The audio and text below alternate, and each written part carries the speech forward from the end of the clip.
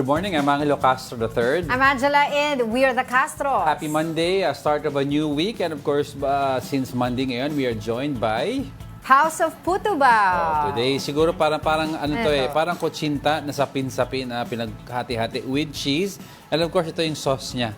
Yung sweet, so parang caramel na latik na. Masarap siya, nakadalawa na nga ako. Oo nga, Bite-size siya. Ayan yung balat to. Bite-size siya, kaya sakto lang for one person, one bite. Sarap, perfect lang. with coffee yan. Anyway, happy Monday po sa atin lahat. Thank you for joining us again, mga ka-brunchies. Another week of stories, another week of sagas, another week of politiseries. Oo, akala ko nga may mga mabigat na mangyayari. Wala. Over the weekend. Pero ang nangyari lang naman, doon sa may Camarines area na naman, sa Bicol region, may mga nabaha na naman tayong mga kababayan natin, dito sa mga pag-ulan. Even here in Metro Manila, there were rains. Pero doon sa area, medyo grabe na naman yung nangyari sa kanila. Pero take note, wala namang low pressure area or any sama ng panahon. Thunderstorm lang ata yan. Yes, shear line. Mamaya pag-usapan natin yan. Alright, we're serving you news in a countdown. All that before your second cup of coffee. This is Brunch. Now let's begin our countdown with the UAAP cheer dance competition. The National University Pep Squad has reclaimed its crown and is now an 8-time champion in the event. The powerhouse cheering squad gave an out-of-this-world performance at the MOA Arena on Sunday. And you also swept all the special awards in the competition. Adamson Pep Squad placed second with their karaoke medley theme, while last year's champion, Far Eastern University or FEU, was third with their Frozen-themed performance. Still in the UAAP, LaSalle has arranged a rematch in the men's basketball finals after crushing Adamson 70-55. Kevin Cambiao led the way with 14 points, 3 rebounds, 3 steals, 2 assists, and 2 blocks. Their win over the weekend formally seals the Archers rematch against the UP Fighting Maroons in the finals. Game 1 of the finals is set after a week-long break on December 8 at the Smart Araneta Coliseum. Balikan ko lang yun sa NU, yung nanalo sila kasi nga nakuha nila ulit yung kanilang crown, being the champion for this year's Pep Squad. So ang daming ang nanood. 18,000 fans were there in the SM Mall of Asia Arena to witness itong ang iba't ibang cheer dance na ginawa ng iba't ibang mga sikat na eskwelahan, di ba? So congratulations dun sa mga nanalo and dun sa hindi nanalo, congratulations pa rin dun sa kanilang effort. And of course, UP and LaSalle, the rematch of last year's finals, di ba? And when highly expected manalo ang Green Archers. Expected, pero never count out the UP Fighting Maroons because they are known for their team defense. Ito naman kasi sa LaSalle, they have the man Kevin Cambiao.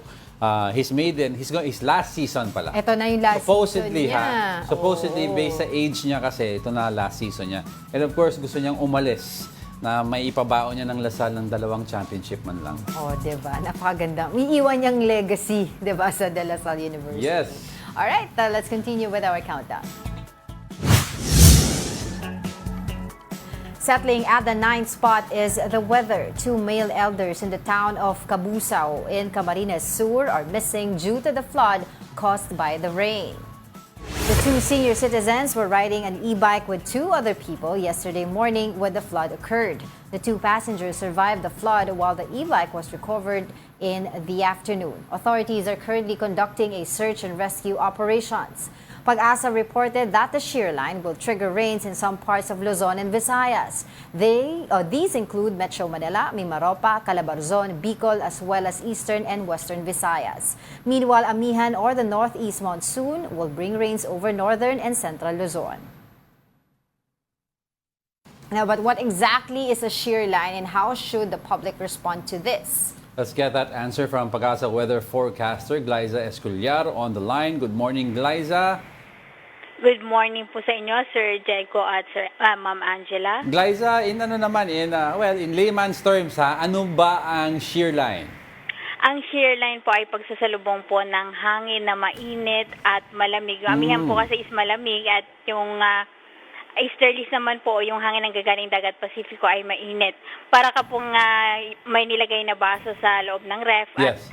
nilabas mo siya from cold tapos nilabas mo siya sa dry. Malamig po yung baso at pati kahit wala po yung tubig. And then nilabas mo siya sa environment na mas mainit ay nagkakaroon po ng mga pagbubuo po ng mga butil-butil na parang pawis po sa baso. Okay. So, ganun din po yung logic po ng shear line. So, pag yung malamig na hangin po ay tinabi mo po sa mainit, ay nagkakaroon po ng pagbubuo po ng mga kaulapan. Okay. Yung nangyari mga pag-ulan doon kanina doon sa report namin sa may Bicol and Camarines area, ano ba to? Shear line yung nag-cause nun? Yes po, yung sa Bicol Region, Eastern Visayas, ang mga pag-ulan po noon ay dulot po ng shear line. Meron po tayong nilabas na advisory prior po dun sa nangyaring mga flooding po at yung malalakas na pag-ulan. So yung shear line pala can bring storm like rain and flood, Ms. Glyza?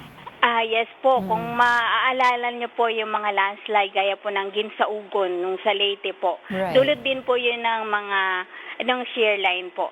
That was years ago po. Pero shear line po yung cause yung tail end of a cold front. Yes, Glyza, yung shear line ba can cause little ice droplets sa iba-ibang part ng Luzon? Kasi may mga nag-report daw sa mga areas dito sa Luzon, may mga provinces daw or cities na naka-experience po na parang maliliit na hail. Ang hail po ay kaakibat po ng isang thunderstorm or cumulonimbus cloud. So pag meron po tayong mga thunderstorms at medyo may kataasan pulong lugar gaya ng Baguio, Rizal area, yung mga hilly po yung topography, yun po yung kadalasan po nakakaranas po ng mga hail. Okay. Kasi po ang ulan po talaga ay yellow po siyang nanggagaling sa taas, pero dahil po sa gravity at dun sa temperature po habang nagtatravel siya, nagiging water po siya pagbaba. Siyempre gusto rin po malaman hanggang kailan daw po natin mararanasan itong shear line and kung meron pa tayong mga namamantaan na iba pang weather disturbances outside our Philippine area of responsibility na posibleng pumasok. Yung episode po ngayon ng shear line, ina-expect po natin na tatagal pa siya po hanggang Wednesday and early Thursday po.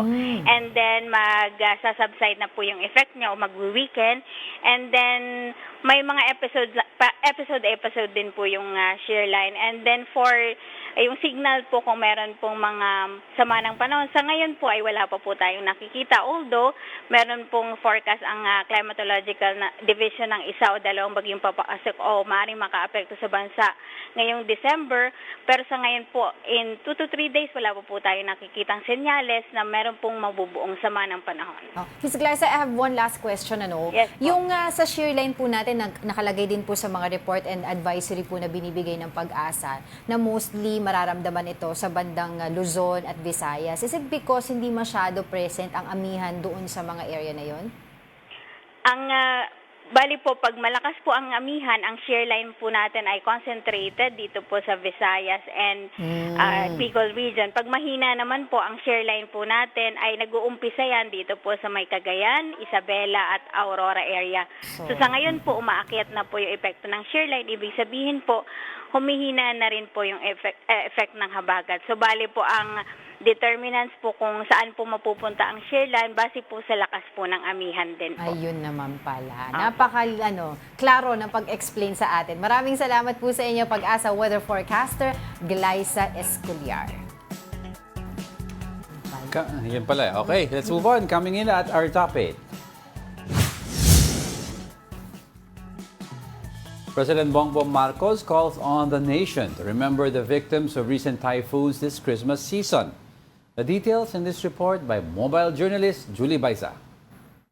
President Ferdinand Marcos Jr. and First Lady Liza Araneta Marcos led the Christmas tree lighting ceremony at the Kalayaan Grounds in Malacanang Palace last night. Aside from the First family, some officials from different government agencies and former First Lady Imelda Marcos attended the event.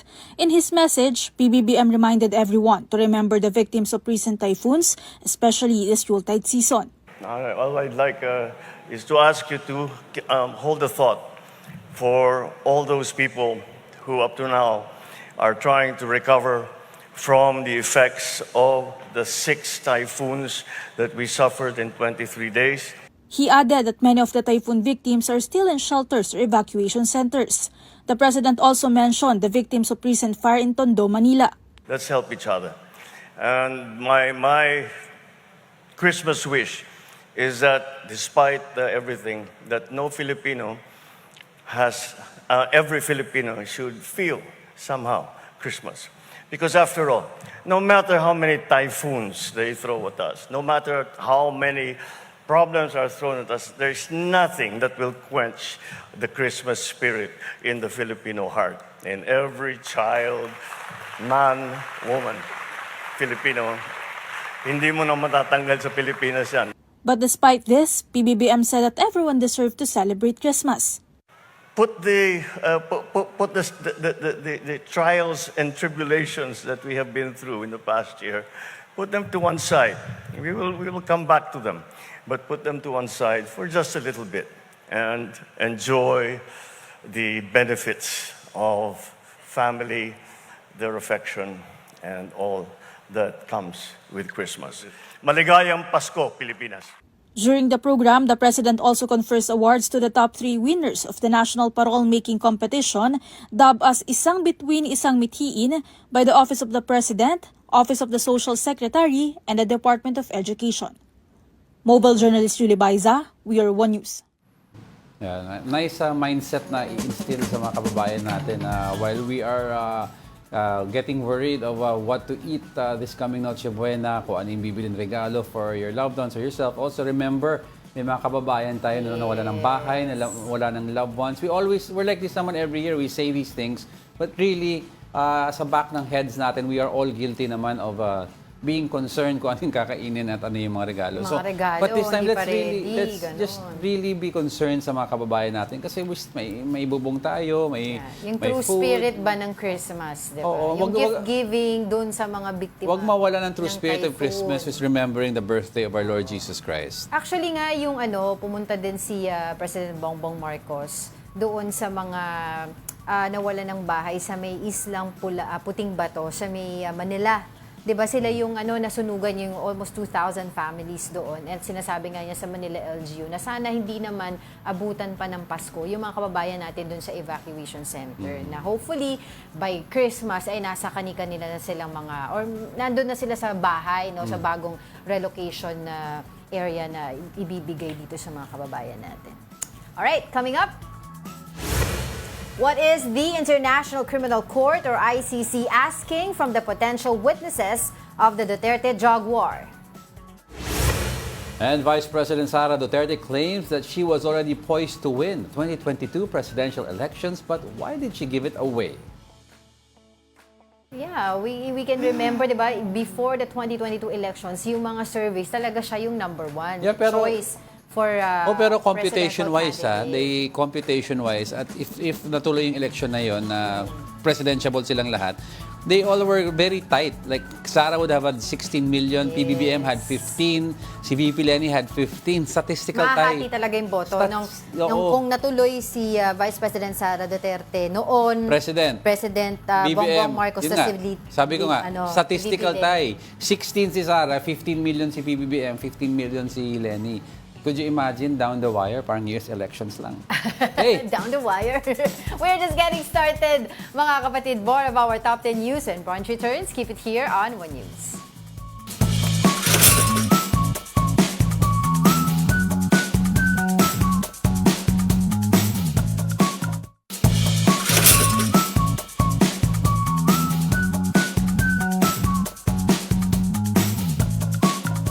Good morning. You're still watching Brunch here on One News. Maraming salamat sa House of Putuba for our lovely kakanin today. Parang mga sapin-sapin na bite-size with cheese. Parang kutsinta nga siya, Hindi, kala namin kutsinta nung una, but when you bite it, parang may flavor siyang kutsinta, pero texture ng mga sapin-sapin.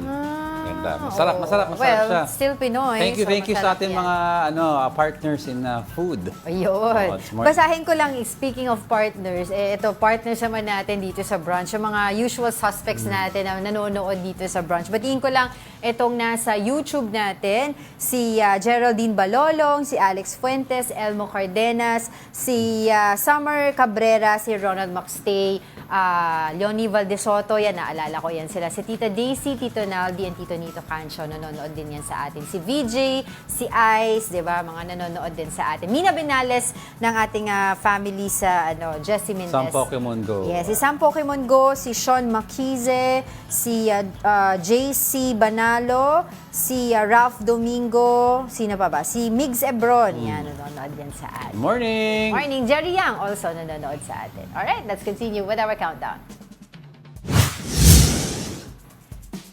Now, on our 7th spot, the Agriculture Department is set to bring the Rice for All program in select Metro Manila markets. This means that rice products priced as low as 42 pesos per kilogram would be sold in the area. The agency is now looking into the exact date of the release and the markets that will have the program. But several agriculture groups have called for long-term solutions in strengthening local production. Yan, long-term solutions and strengthening local production. We're looking at hybrid rices. Ang problema kasi, maganda yung yield ng hybrid rices, maganda rin ang resilience niya to weather conditions. Ang problema lang daw kasi the equipment and the fertilizers that kailangan gamitin sa hybrid, medyo mahal ng konti. At saka hindi pa masyadong trained ang farmers to use it. Pero may mga nasa research na natin yung mga butil. Si Bill Gates even went here.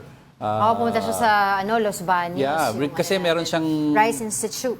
Rice Institute na where he donates, diba? So they're coming up with different types of crops ng rice that will be resilient to pagbagyo, sobra ng tubig, walang tubig, diba? So, and high yield.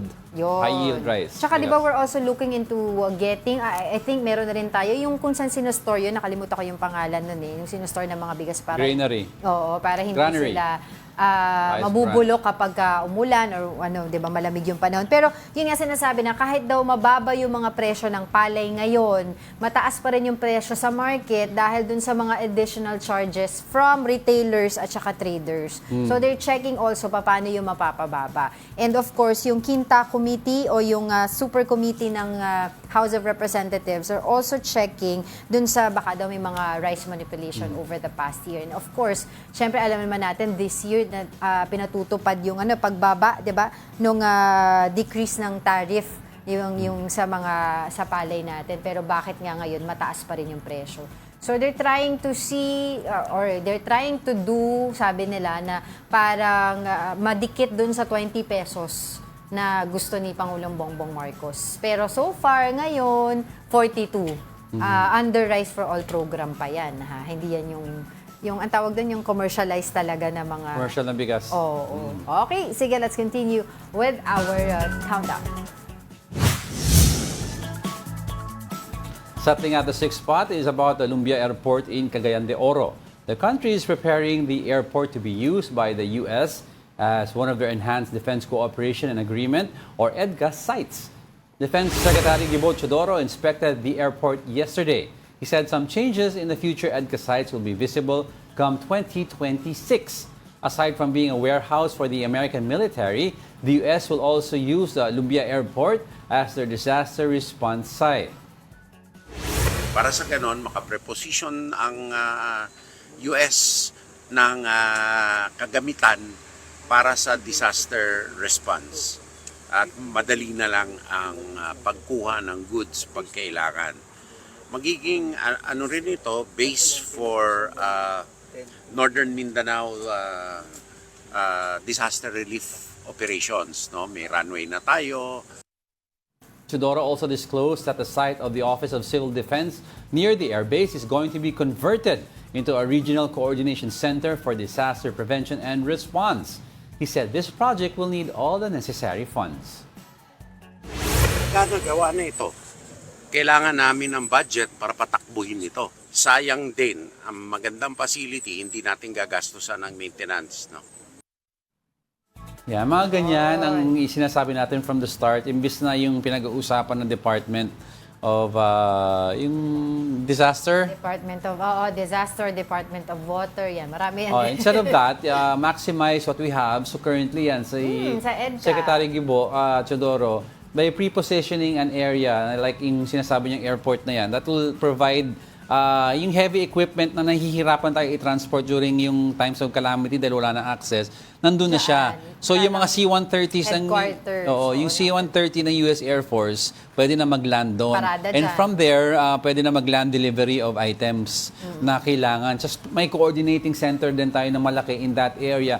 Usually, ang problema kasi is yung connection between the metro, yung NCR, which is where all the headquarters are, and connecting them to the regional offices. Minsan, pag talagang nasalanta yung area, kuryente, wala, internet, wala, di ba? This could be the hub. This could be a secondary hub for that area para mabilis ang response. Totoo. Kaya nga yung during ng mga kasagsagan ng mga typhoon sa atin, October, November, nakakausap nga natin yung mga PDRRMO.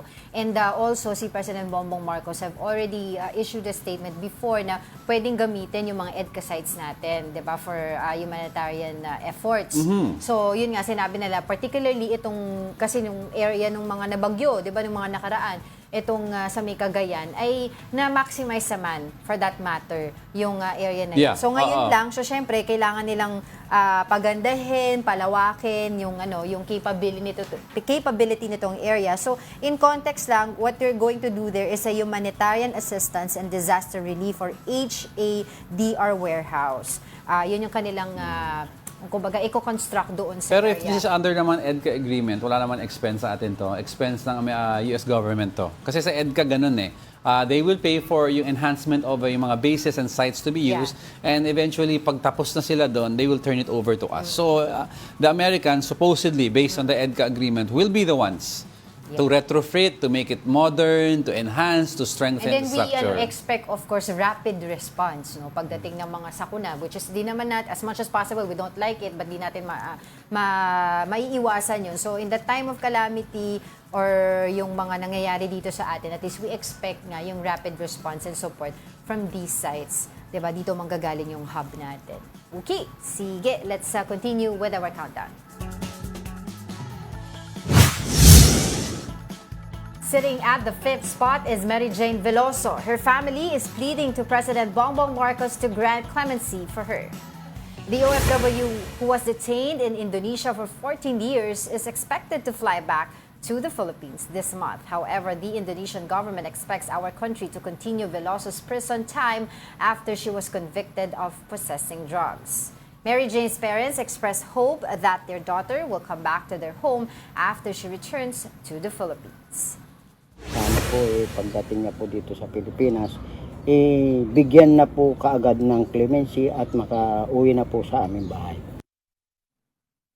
Tignan natin yung movements, pero we don't expect an initial right response away. Because siyempre PBBM wants to show respect din sa Indonesian government na okay, assess namin siya kung ano yung good behavior na papakita niya dito, then we will make a decision to release her. And every move daw that the president will make, parang ipapaalam niya sa Indonesian government. Ang maganda nga daw dito, when this agreement happened, wala naman daw hinihinging kapalit wala. yung ang Indonesia. It's just, of course, that we don't want to be on the bad side of Indonesia, Totoo. who have been a long partner of the Philippines. Yes. So kaya sinasabi nga nila, 'di ba, na Long-time parang partner. long-time partner ito, tapos wala namang hinihinging kapalit.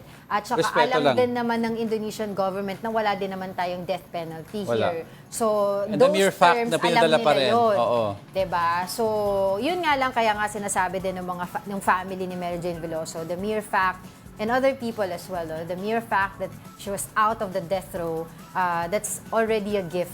She's out of the gallows. Diba? That's already a gift for them for this coming Christmas. Pero yung makita siya in person ngayon, bonus na nga daw. Tsaka we all know the stance of the Philippine government as to the case of Mary Jane Veloso is we think that and we know that she is a victim of yung circumstance itong yung mga human traffickers, drug dealers, and cartels na we need her to testify against them. So yan ang stance natin. With that given, alam natin eventually she's going to get the presidential pardon. That's why she needed to, yung sinasabi nila, di ba merong case nga sila sa Nueva Ecija, yun yung court doon na tinatry, yung mga allegedly nag-recruit illegally kay Mary Jane Veloso at they need her statement para makausad yung... May kausad kompleto na yung statement. I'm saying, meron ng statement pero they still need her to testify pa. Pero di ba kung sabi nga nung magulang ni Mary Jane, kung sila lang yung masusunod, sana wag na lang because they fear for their lives. Dahil during daw nung time na nadodoon nga si Mary Jane Veloso, kasagsagan nung kaso na yun, napapansin daw nila dun sa bahay nila, may mga umaaligid, di ba? No? So they really feared for their lives. Actually, if you take out look at the court rulings back then, parang bypass na yung actual appearance ni Mary Jane given circumstance. Sinasabi nila that no longer ang physical presence required niya, just the sworn affidavit and statement. Kasi officers of the court, I think, and the embassy in Indonesia took her statement in lieu of an actual testimony. Diba? Pero now that she is home, nagde-debate sila whether kailangan pa. Some lawyers will say hindi na kailangan kasi napasok na sa evidence, nakita na ng judge yung statement na sworn na siya yung gumawa. Hindi naman kasi natin alam na uuwi siya eh. Ngayon na uuwi siya, it's going to be a risk to transport her to and from areas given kung kanino siya laban ng testify. Totoo. Basta nakakulong pa rin siya. Pagdating niya dito, ikukulong pa rin siya. Bago siya i-release, syempre, while she's in jail, ang critical lang daw dyan is just to make sure she is safe. Yun lang. Tapos syempre, yung anak niya, isipin mo, 14 years old. 14 years siyang nakakulong dun sa Indonesia. Yung mga anak niya at the time that she left 3 years old lang ata was 8 years old and they were 8 years old and 3 years old. Ngayon, di ba, plus 14 years mo na.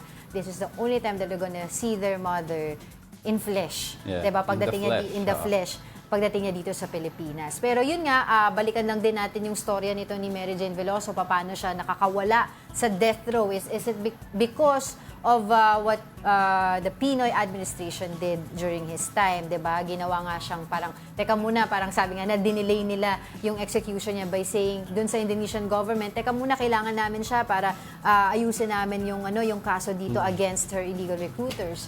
And then, come Duterte administration, at that time, ang Duterte administration naman ay sinabing, sige, di ba, parang the President Rodrigo Duterte supposedly gave go signal sa Indonesian government na mabitay siya. Kaya, teka muna, di ba, wag muna. Pero, apparently, ito naman yung pagpasok ng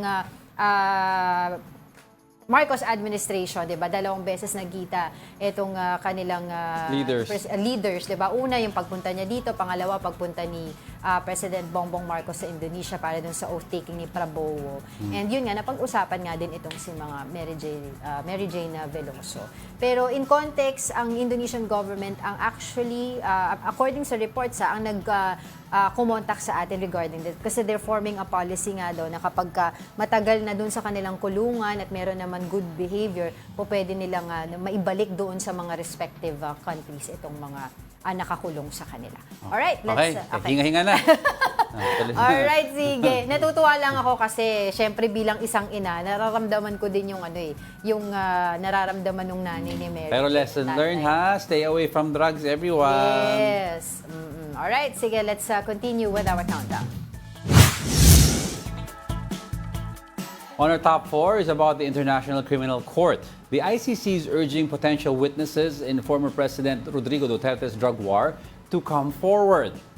The ICC called on them to share information about alleged crimes against humanity that occurred between June of 2016 and March of 2019. The court has launched a website where interested witnesses may provide information anonymously.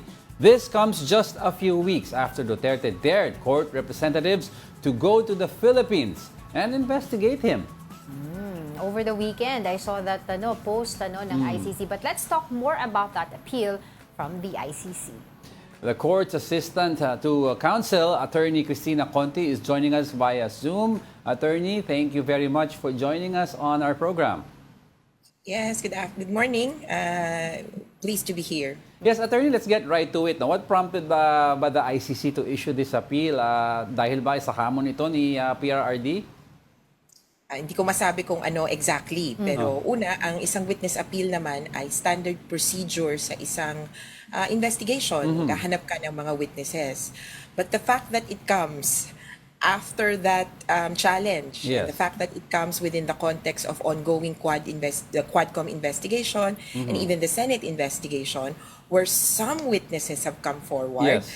yung hindi traditionally na nakikita na natin noon, no? Yeah. I would say that to some extent the ICC was inspired in the sense that, or maybe as a last call, let's look for these witnesses and offer them an opportunity, a platform for them to reach us. Yeah, attorney, I'd like to ask kasi as a layman would like to understand this better, no? Yung initial witnesses daw sa ICC were mostly from the family side, aside from kay I think is it Las Cañas o Matobato, no? But this time around, given yung Quadcom hearing, ang daming labasan from the government side at the time. So is this the call for that appeal for these people who testified sa Quadcom to come forward and also to corroborating witnesses also? Well, yes, I would say that this is an appeal coming within the context of the Quadcom. Ito na yung opportunity for these quote-unquote insider witnesses. That's what they're called. People who were part of the operation, people who were part of the entire scheme. Technically, you would say that they are co-conspirators with the killings. And as it appears, even with the drug trade and even with the POGO operations. For the court to unravel all this, they would need a thorough look at everything. And so this call for witnesses, actually additional witnesses, would mean that they're just doing their job. For those who say that maybe kulang yung ebidensya, di ba, na we don't know exactly what the court holds. Right. The investigation teams under the Office of the Prosecutor operate kind of independently. So one team might be in touch with some witnesses already, the other team in touch with other witnesses. And the witnesses that you mentioned, Matobato, Las Cañas, and even victims, are those that have already been publicly named. Nabanggit na ito ng OTP, simula pa lang nung preliminary examination. Kaya palagay ko, during the investigation in the past several years, may nadagdag naman na dyan. Kaya better be safe than kumbaga, err on the side of caution that the ICC does have additional witnesses. Tama. Pero, attorney, can you walk us through the process of this, yung mga pinost ng ICC? Kasi nakalagay doon, it will be anonymous, pero they were asking, of course, for contact information, diba, email address, mobile number. Can you walk us through? In the same way that how the victims reached the court previously during representations, potential witnesses can approach the court through lawyers, organizations, or a representative. That's the number and the name that they can put in the website. Right.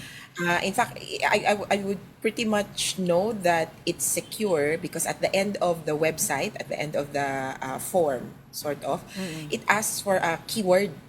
So yung parang code na ito, kapag hindi ibinigay sa'yo ng tatawag sa'yo, hindi yan yung ICC. So, ganong spy element spy to this. Level, Pag hindi sinabi yung code word na ni-nominate mo, na nilagay mo doon, hindi totoo to. Pero in any case, all of this will culminate in a possible face-to-face interview, which is with the maximum, in The Hague, or possibly in any other location.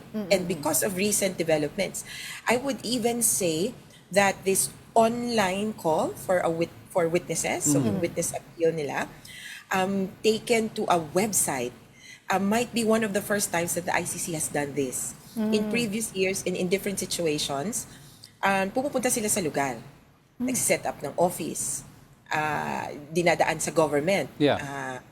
Ito, parang na-sense nila na yung Pilipino, malakas mag-internet, malakas mag-surf. So it could be a good platform to reach out, particularly because of the circumstances also that now most people are back to problematizing the war on drugs and realizing that it was wrong and we could do something about it. Yung interesting sinabi mo kanina, no, and with this last one what you said, yung conspirators kasi ang mga bagong witnesses eh. I mean, majority of them were part of the actual program. Now, ano yung guarantee ng court na they will not be persecuted because alam nila they were part of it? Yes. Baka hindi sila lumantad because they feel baka sila rin ang makulong, maidawit. Absolutely, the court cannot guarantee immunity because these people, most of them, will still remain in the Philippines. And as envisioned, everybody who was involved should be taken to court. The ICC will take in all those who are most responsible, so kung sino yung nag-utos. Pero yung nautusan, sa totoo lang, dapat umarit din sa korte sa kanya-kanyang bansa. Kaya may sabayan may domestic and may international prosecution. Yeah. Dito sa Pilipinas, ang tingin ko habang hindi pa nananawagan si Marcos na parusahan ang lahat yan and so forth, although at the same time, wala naman siyang pinapangakong immunity sa mga lalapit, I think it would be, right now, is a perfect time to come forward with information. And it depends on what your participation was. Sabi na nga rin ni Duterte, meron silang defense. Ang importante lang kasi that we hear in court these defenses. Ang nangyayari kasi ngayon, which is wrong, sasabihin na lang na ay dahil ng laban, ay hindi na makakatungtong ng korte, hindi ka na makakasuhan. Wrong. Dapat po makatungtong yan ng korte para at least malaman nung biktima kung anong nangyari. Kaya when there is no assurance, it is this perfect time na wala pang overall government policy about this, how to deal with sabi nga nila, yung kumalabit ng gatilyo. Yan, humarap na bago pa magkautusan na, sige nga, pati lahat yan, tusigin. Attorney, kasi do you think itong pag-post ng ICC or asking other witnesses to come out, tsaka magbigay ng pahayag sa kanila to help nga doon sa kanilang kaso, do you think dahil kulang pa ng ebidensya or documents to pin down President Rodrigo Duterte? Hindi. Kasi kung kulang sila ng ebidensya, last year pa yan nanawagan or 2 years ago at the start of the investigation. Now, we're 2 years in. And I would even say 3 years in kasi yung investigation nila nagsimula na 2001 pa lang. I likely see this as preparation for trial. And this is standard practice for good lawyers, no? Simula pa lang bago pa magsimula yung trial, prepared ka na. And in fact, sapat ang ebidensya mo hanggang conviction. Kaya kahit na ngayon pa lang na investigation stage, nagkakaroon ng call for witnesses, hindi ibig sabihin yan kulang. Ibig sabihin yan, naghahanda na yan para sa trial and eventual conviction. Kumbaga, hindi ka papasok kasi sa investigation, yung stage ngayon, this is where the question asked is, who are most responsible? Within the past month, we've seen someone say, I am. I am responsible for legal consequences of this war. So they've already solved the question. And the next phase of the state of the proceedings would be trial. And the question is this person guilty? Doon na natin kailangan ng mas maraming ebidensya pa nga. Attorney, any idea na, kasi nung mga few weeks ago, na-interview din po namin si Senator Antonio Trillanes and he mentioned to us na ibigay daw, nasabit na sa ICC yung mga transcript ng hearing sa Quadcom at that time. And possible daw by December may arrest warrant na itong si Pangulong Rodrigo Duterte. Do you think that is true also? May naririnig ka na rin po ba na by December maaaresto siya? Well, for us, it's always been our hope that within this year, 2024, a warrant of arrest is either requested for or issued. In the context of recent requests and issuances by the court of warrants of arrest, sa kaso ng Rohingya, sa kaso ng Palestine, napapaisip kami na, naku, baka next na yung Pilipinas. But the thing is, of course, we cannot pressure the court. And for us, even while we think it should come within the year, we're still positive that it will come soon, even if next year, then that would be fine for us. What's important is that these people are arrested and taken to court. Yes. Baka kasi prop lang sa totoo lang kapag in-announce na nag-request na kami ng warrant of arrest, nag-issue na ng warrant of arrest.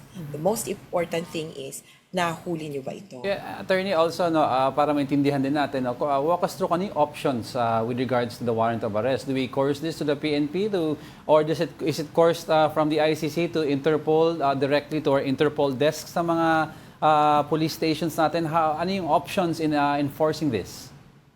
Well, that's correct. There's two ways. First, the warrant of arrest will be announced or issued to member states. And in this case, to a state where the target or the suspect, the subject of the warrant of arrest is present. So, papasok yan sa government of the Philippines. It could also go through yung notice of the warrant of arrest through the Interpol, because the ICC and the Interpol have an agreement that any and all warrants of arrest will be coursed through the Interpol. And as a member of the Interpol, of which the lead agency here in the Philippines is NBI. Now we're looking at two agencies, PNP and NBI, who could very well enforce the warrant. We're not discounting any other compulsions, whether by diplomatic channels or kung ano man, katulad nga itong kaso ni Mary Jane, di ba? Yeah.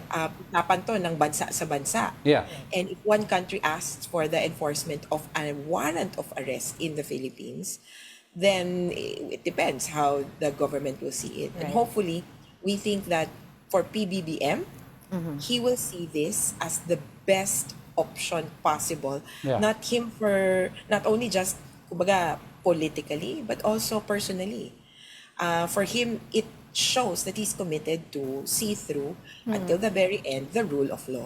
Attorney Conti, lastly, finally, if the warrant of arrest is issued and let's say, for example, President Duterte would be apprehended, saan ba muna siya dadalhin? Is it diretso ba sa The Hague or meron muna siyang paglalagakan?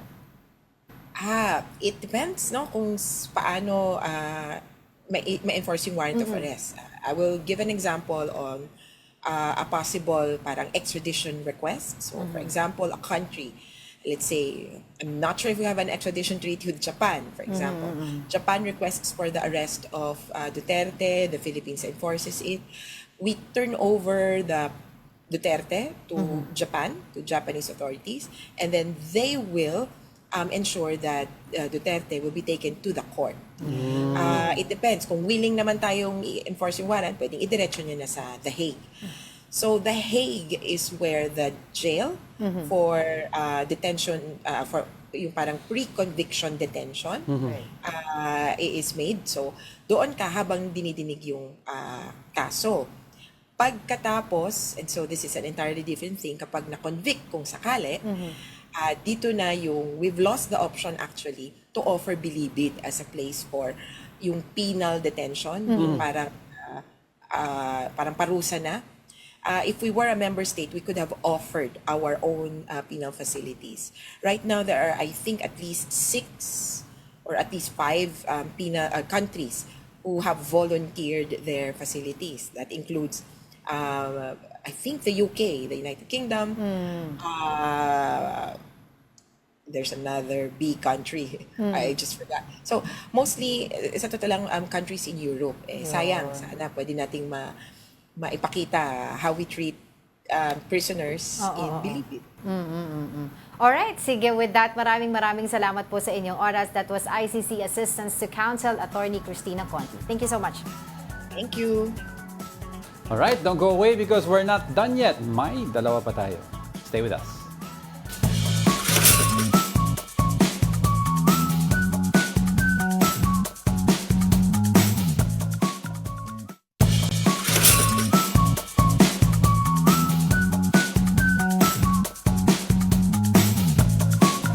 Welcome back. You're still watching Brunch here on One News. House of Puto Bao. Bao. Tama ba? Baka mali kami. Bao or bao. Basta masarap sila. Try nyo yan. Okay? Yes. Sige, let's move on. At our third spot, personalities from the opposition condemned Vice President Sara Duterte skipping her appointment with the National Bureau of Investigation or NBI last week.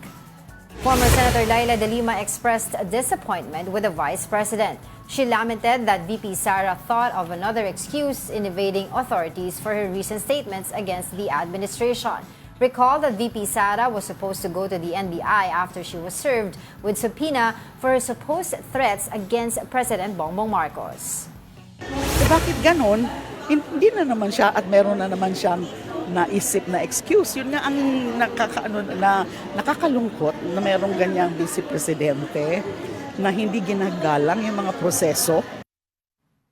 The House Committee on Good Government rescheduled their hearing for VP Sara to attend her appointment with the NBI. However, her camp claimed they did not know about this before they asked NBI for a reschedule. The House Committee rejected this excuse and insisted they informed her early about it.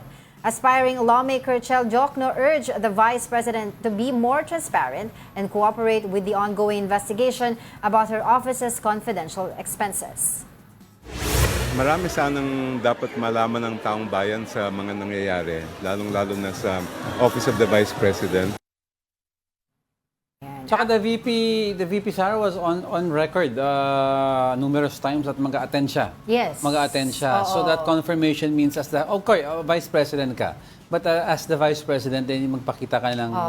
Magpakita ka Pero kasi ng- ang ginawa niyang di ba? Ang ginawa niyang excuse, hindi Pakisama. ako makakadating kasi meron kaming attend ako ng ongoing house probe sa Congress. Pero sinabi ng Congress, hindi na, sige na kami na magpaparaya, reschedule natin para makarating ka doon. Pero in essence, lo and behold, sabi nga nila, wala siya doon sa sa NBI probe. Like si Senator Laila de Lima, at during her time, she was a sitting senator and yet she went through the process. Yeah, oo. Ay, Yun of yun. course, senator, iba sa vice president. But then again, ikaw yung second highest official in the land, magpakita ka ng good character in saying, okay, I respect the rule of law. Exactly. Pero yun namang sinasabi nila, pupunta naman sila, they're asking for enough time lang to gather yung mga documents. Actually, the camp of VP Sara is asking for the order of NBI tungkol nga dito sa probe na ginagawa sa kanya. And the camp of VP Sara also asked for advance questions na gagawin ng NBI.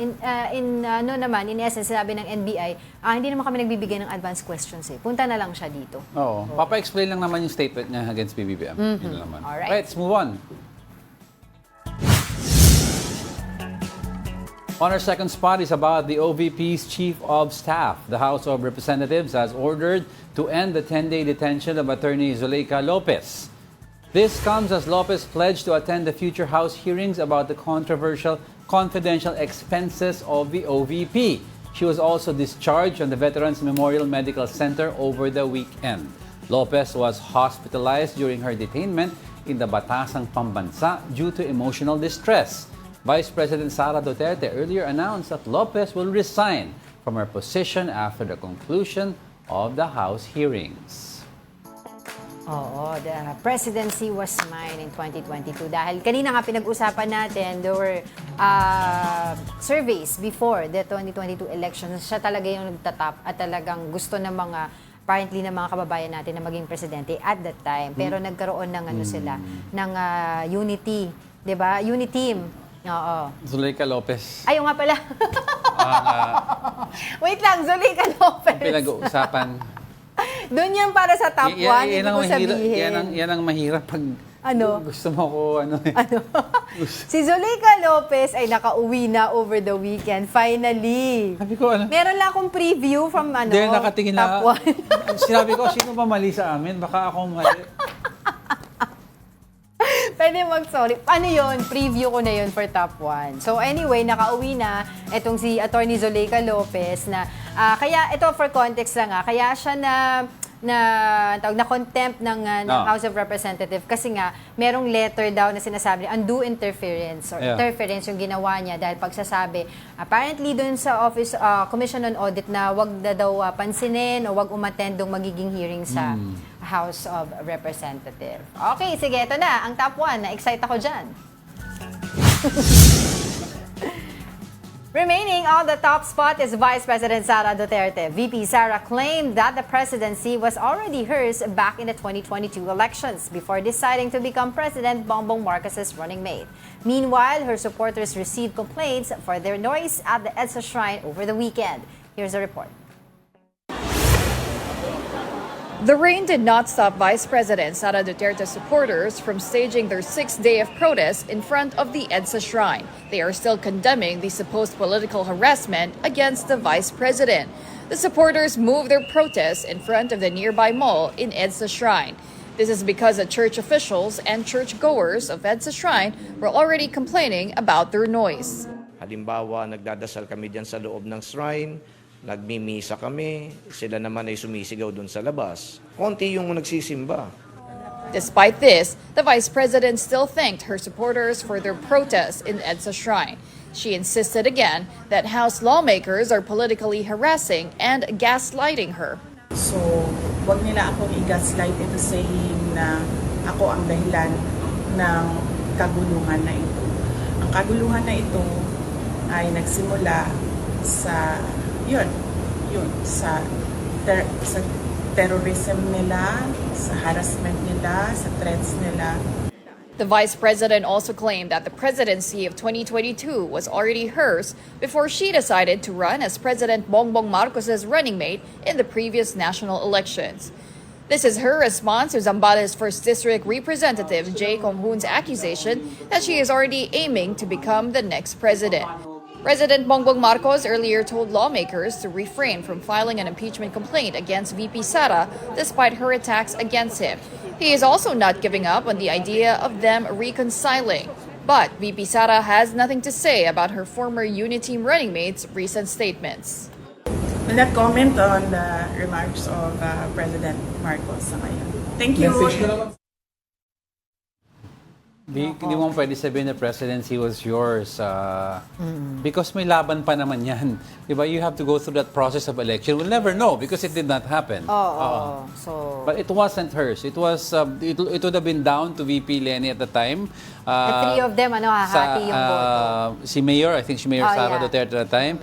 And with against BBM. Hahati talaga yung boto nila. Iba yung magiging course of history natin ngayon. But things happened and alam naman natin going back during the presidency of Rodrigo Duterte, sinasabi niya during his interview na 'di ba parang matigas ulo ni President, di pa sila nag-uusap ni Sara.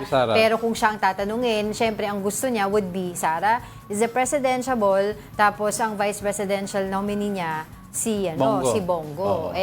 Di ba may mga allegedly mga usap-usapan noon. Ayaw nila kay Bongo. Oo, ayaw ni VP Sara kay Bongo, hindi sila in good terms, etc. At that time, allegedly. So, iliwan natin, baka sabihin nag-a-assume tayo. Pero, yun, kaya ito yung nangyari. So, nagkaroon ng Uniteam. And then, wala pa no, it's not even halfway through nung kanilang term, medyo nagkaroon na ng paglalabo dun sa kanilang relasyon. So, dun sinasabi din naman ni PBBM about storm in a teacup. O, diba? Bago ko lang yung narinig, pero storm in a teacup nga daw yung mga pag-i-impeach kay Vice President Sara Duterte. Yung nag-leak na message ni President Bongbong Marcos, sinasabi niya, hindi importante na ang tawag dito na i-impeach pa si VP Sara. Basta magtrabaho. Oo, yun. Alright. Meron ka bang quote? Wala akong quote for today, but thank you sa House of Puto Bao for all the goods you have given to us every Monday. Meron pa silang sauce nito. And with the wonderful sauce. And also, thank you sa lahat ng mga brunchies natin for watching another episode, another Monday, another week of fantastic news and interesting insights that sometimes are when we mistake. touch. Wow. Bakit agad? Oh, go.